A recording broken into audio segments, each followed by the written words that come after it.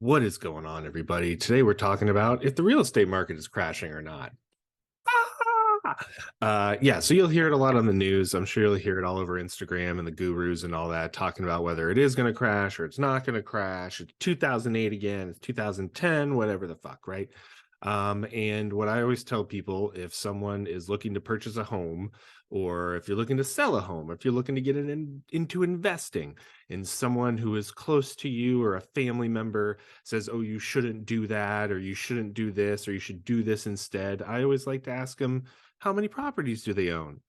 Oh, when was the last time they bought a house? What data are you looking at that makes you think that? Because most times people are just parroting headlines they fucking hear wherever. So we're going to look at some data and we're going to talk about why it is very market specific, and anyone who uses the broad generalization, uh, of the market is or is not going to crash, is an idiot basically, and doesn't get the point and isn't right asking the right questions. So we're going to look at a specific example. This home we're looking at right now, we're going to look at what is the case of purchasing this and why you would want to do that versus your alternatives, and then we're going to look at some data essentially. So this is a home, it's coming soon. I'm actually hosting an open house this weekend if you're interested. Beautiful bi-level, 3-bed, 1.5 bath in Reynoldsburg Schools. It's a suburban school district just to the east of Columbus downtown, outside the loop.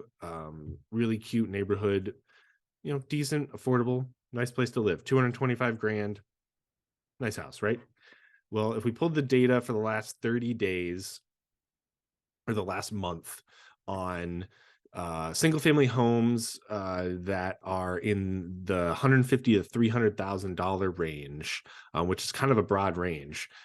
We pulled some data and looked at the MLS. So in that total amount, in that range of houses, there's been 503 houses on the MLS.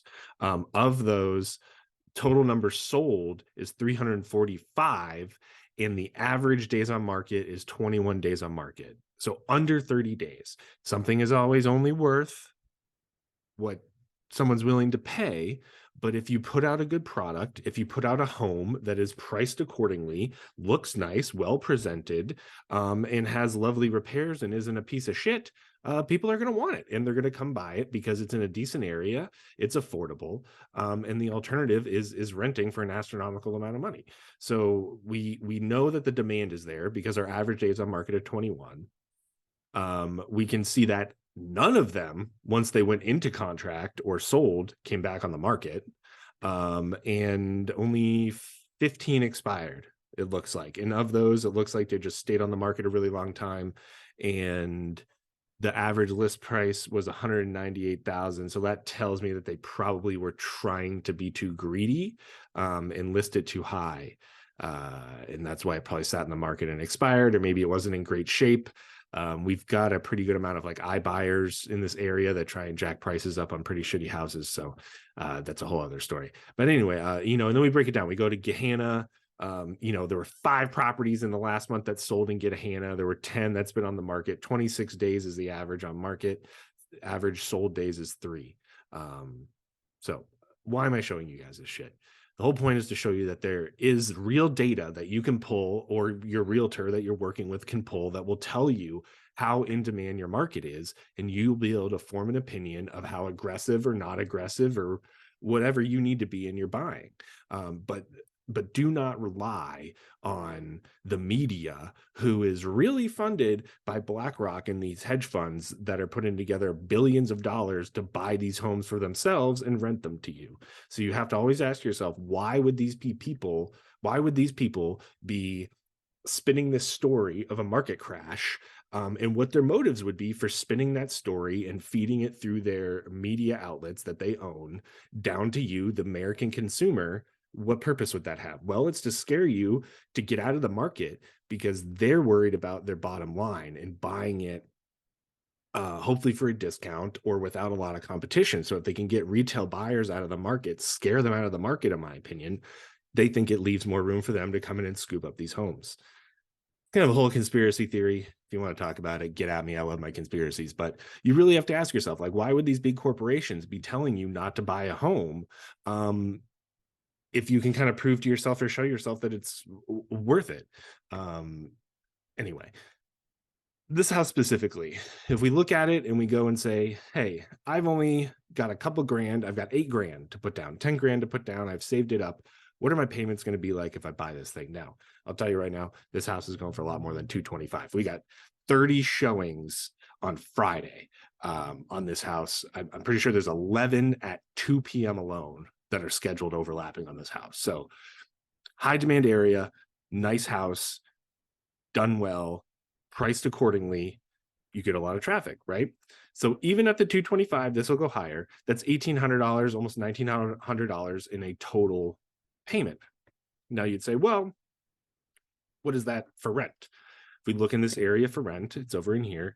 We've got 16's the lowest, 2,100, 2,000, 1,900, 2,100, 2,600 for a 2-bed, 2-bath. That's probably why it's still on the market. 1,300, that's an apartment. 817. Oh, it's a 1-bed. Okay, that's a weird one. Oh yeah. My point being, the alternative is not good because you're spending $2,000 a month either way to live, right? You're spending $1,900 or you're spending $2,100 a month. This one is just going nowhere. It's going to your landlord. And at least this is kind of going into your own asset, which later maybe you can be the landlord of. Now, the argument to buying your house, of course, is, well, what happens if I lose my job? I can't make my payments, blah, blah, blah, blah. And while I would never recommend this, and you always want to be confident in your decisions and have your finances in order, the fact of the matter is, if you start missing payments as a homeowner, there are a lot more things you can do to keep your home than if you're a renter. If you start missing payments as a renter, we can serve you with a 3-day notice to quit after your 5-day grace period or whatever is, and your lease is up. So, and if you don't have a lease, even if you've been there a long time, if your landlord decides to sell your house and you don't have a lease, you have no right to it. That new owner can come in and boot you out with like 30, 60 days notice. So the value sometimes is not necessarily in the equity. It's kind of in the security of knowing that your housing cost is locked in for a certain period of time. If you are in the market, or if you like real estate, and if you're trying to buy a home or an investment property or whatever, and you keep hearing these naysayers tell you it's not a good idea. And I'm not telling you it is or not, because it may not be a good idea for you. But the fact remains, there are good deals and there are transactions and there are a way to purchase a home and purchase real estate in any market. People were still buying houses in 2008 and 2009. It may not be with as much, frenzied attention and things, but there will always be transactions. People will always be buying and selling. So you have to decide and figure out for yourself, what data do you need to see? What examples do you need to see? And what knowledge do you need about your market to make yourself feel comfortable about your decision? Because at the end of the day, that's really what professionals like lenders and realtors and people like me are here for, is we are here to educate you and provide you the data you need to make the best decision that you can. So if you are encountering people who are saying you should do this or you should not do that, or don't do this, or your mom says, oh, well, interest rates are so high, how will you possibly blah, blah, blah, ignore it. Okay. Mom and dad haven't bought a house for 30 fucking years. It's a whole goddamn new thing now. All right. Ignore them. They have no idea what they're talking about. I went 1, 2, 3. I think I did 4 school districts in 1 month. There's only been 500 houses that have come up for sale. Okay. And of those, damn near 3/4 of them sold in 21 days. It's pretty aggressive. That's very quick moving.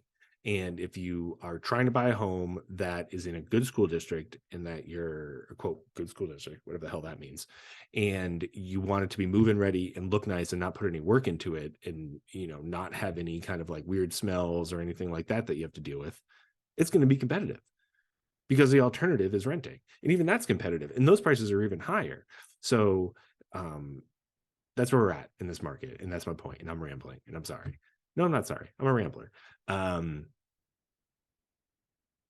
I hate when people tell young professionals, young buyers, old buyers even, older, whatever, that they should or should not buy something or sell something or whatever, when those people are generally speaking from a place of outdated or irrelevant information that just isn't relevant. So pull your own data, do your own due diligence, get yourself with some professionals if you're interested in this, and really decide for yourself what in like your little microcosm of a world, like what works for you.